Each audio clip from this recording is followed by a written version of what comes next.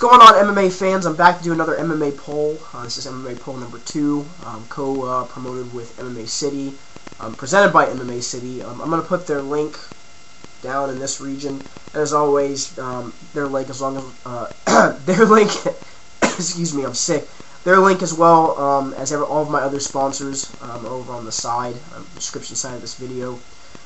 Man, it's been a rough week, rough with school, rough with family, and rough because I'm sick. So, love MMA though, still gotta bust these videos out.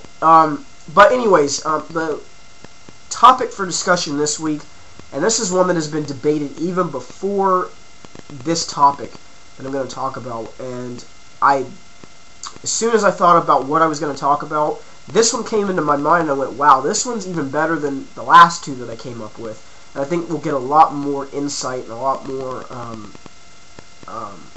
popularity with you guys as far as this topic, because I think it's one that's been debated for a while. Carson, the MMA analyst, has talked about it. The Miz 2003K, Mark, Byron Giant, Byron, Mio Dread, Mike, the MMA Professor, Sean. I mean, everyone that I know, for the most part, in the MMA community here on YouTube has talked about this subject, and that's whether, and let's present what the question is, and that's whether Lyoto Machida deserved his title shot at UFC 98. Now, this is coming off of the situation where Rashad Evans and Rampage was lined up. They were supposed to fight. Rampage is not fighting Rashad, and I do believe that's because of surgery with his jaw. He's not going to be able to compete in that fight, so what they did was Lyoto Machida is the next guy in line. Now, I'm going to give two sides of the spectrum here. Now, of course, as this is always intended, when I get done with this video, you'll be able to go to MMA City. They're going to have a poll up with a yes or no. Do you believe that Lyoto Machida deserves his title shot at UFC 98? Yes. Or do you not think that he deserves his title shot at UFC 98? Now, the reason I thought this was an important topic is because there's two viewpoints of this. I'm going to give both sides. I'm going to be objective here like I always do. I try to be unbiased as possible. Try to be informative. And when I say this, don't take what I'm going to say the wrong way. I'm not bashing, I'm not criticizing, I'm just using a statement to go into what I'm talking about. The UFC and some individuals believe, and this is the viewpoint that I'm going to argue, even though I may not agree with it, that Lyoto Machida hasn't done enough to impress not only the fans, meaning the fans themselves, or the UFC. The UFC is a business. They're going to put on the fights that are the most exciting. They're going to put on the fights that draw in pay-per-view buys. If Lyoto Machida isn't finishing fights, if he's going to decision, the UFC more than likely is not going to give him a title shot. Same thing happened with John Fitch. John Fitch had a couple decisions before his title shot with GSP. I'm sure the UFC looked at him as they did not want to put someone on that was not going to draw the fans in and buy pay-per-views. Now, that viewpoint I don't necessarily agree with, and now I'm going to give the other side that I agree with. With the UFC, and this is something that none of us are ever going to be able to change, they're always going to view fights from a business standpoint, not from the pure MMA aspect. And when I say pure MMA aspect, I mean that in the truest sense of the word. If a guy wins 7 fights in a row, the guy is the #1 contender in that division. Now, here's the thing, and let me just back up before I say that. 7 fights also have to include guys that are top-tier talent. And that's something that I've talked about in the past about, before getting, I'm not going to get too far off track, but about when Matt Serra fought George St. Pierre for the title. Many people labeled him, he's the #1 fighter in the world because he beat GSP and he holds the welterweight championship. I don't agree with that. If you don't beat the best competition in that division, just because you hold a belt is a belt. It means nothing unless you've beaten the best guys in the world.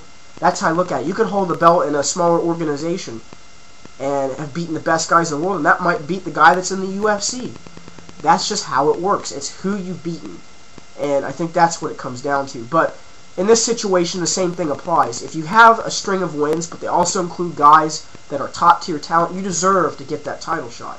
Machida's beaten some legitimate competition in that division. He's beaten Sokoju. He just recently beat Thiago Silva, which was a guy that was going through several guys in that division. He's got some impressive wins as well before that. And I think he's at the point now that if it wasn't this fight, the next fight, he should have been right there for a title shot.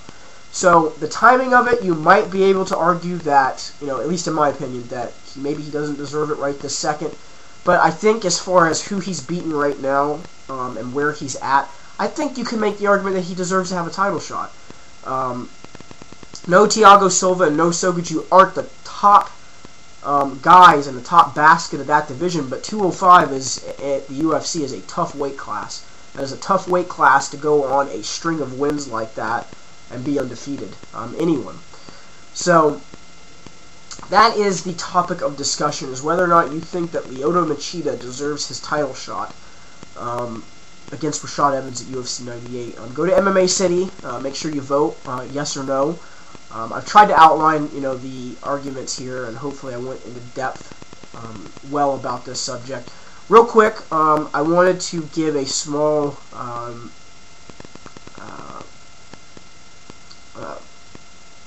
can't even think of the word. I'm so sick and so out of it. I wanted to give a small moment of, I guess, silence, if you will, for Mask, who just passed away a couple days ago in a car accident. A huge loss for the sport. This was a guy that was one of the co-founders of Tap Out, and he's been around,